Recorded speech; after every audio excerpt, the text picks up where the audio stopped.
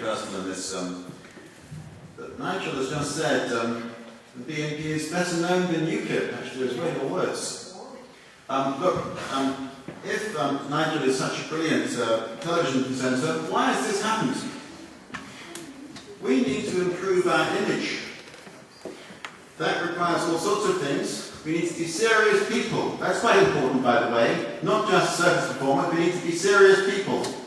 We need to be able to do heavyweight research. We need to be able to get a message over in heavyweight newspapers, highbrow newspapers, as well as on television. We need to do so many things that are difficult to do if the large parts of the party, the party leadership, is distracted by all this time in Brussels and Strasbourg. We need to be back in the UK, we need to be a heavyweight, serious party in this country. Thank you.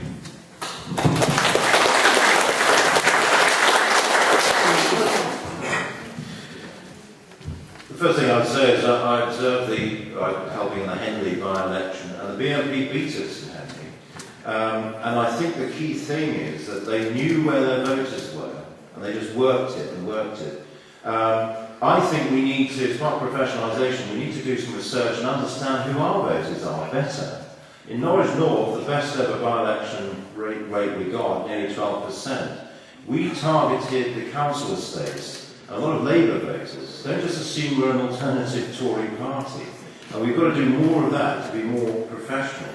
I think on the BNP, there's a process vote and there's a racist vote. I do not want the racist vote. Nigel's right on that. The process vote, people who are fed up with the scale of immigration or whatever, and they're holding their noses to vote BNP, we can appeal to them, but not the racist vote.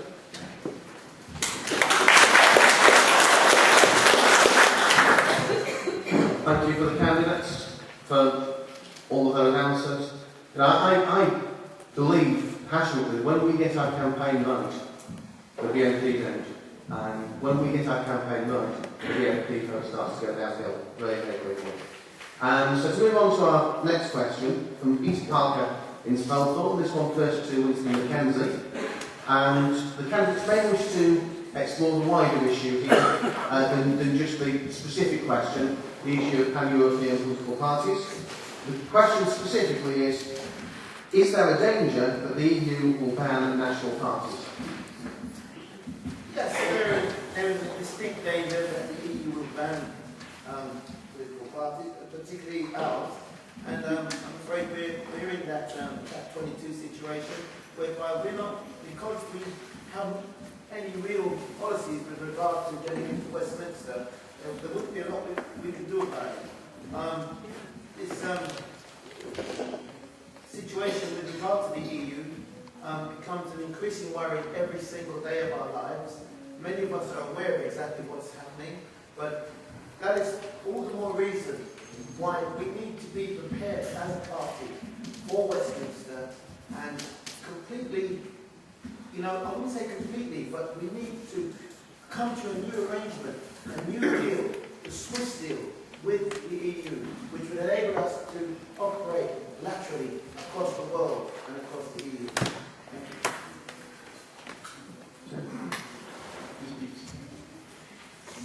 We're getting into very dangerous territory now.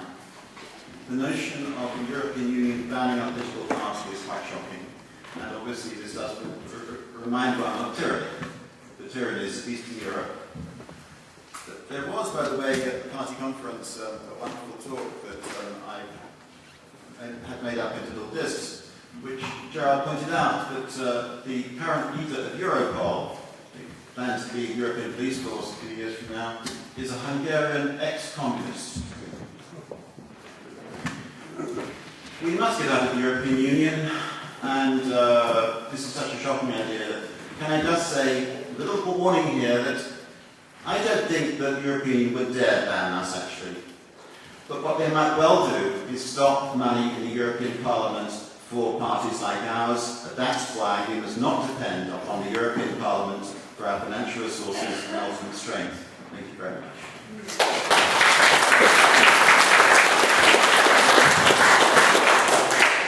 Ladies and gentlemen, I can see some of the advantages in a pan-European party. However, it worries me. It worries me deeply. I think it could be a step too far.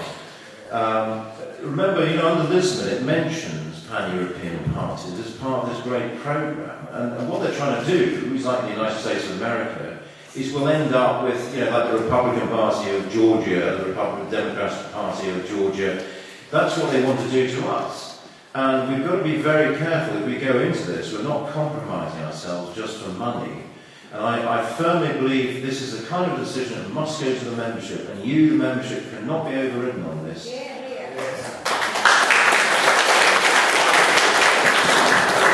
Because the EU will ban political parties, it would certainly like to ban me. I do know a thing or two about money, because they fined me 10 days' pay for being nasty to Mr. Rumpy Bumpy, didn't they? Send me a get welcome. And it's all well and good Tim saying the leader of UKIP shouldn't be politicking. Of course he should be. We need a leader of UKIP who is involved actively in politics. And I'm very proud of the fact that those speeches I give in the European Parliament have now been seen by millions of people. Millions of people. And many of the youngsters who have joined UKIP have come because they've seen those videos. So don't throw the baby out with the bathwater. Of course we want a strong UK party. Of course we want to be in Westminster. But what our MEPs do over there, and what they can do here in their own constituencies, is of vital importance to this party.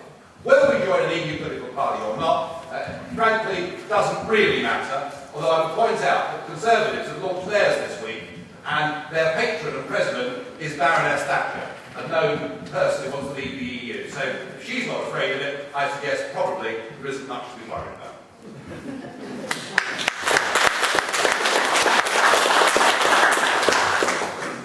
To move on from the previous question, I think Winston mentioned other countries have to leave the European Union. It seems a good time to take a question from Vernon Kilbeen, which is, once we leave the European Union, how would we establish trading relationships with other countries which are in the European Union? Tim Condon first, please. Well, let's just be clear that all, well not quite all, but most countries around the world belong to the World Trade Organization. So there is a huge volume of trade between America and Britain, between Japan and France, between even Morocco and Spain. You don't have to belong to the European Union to trade with a European Union nation. Okay? Not a very complicated point.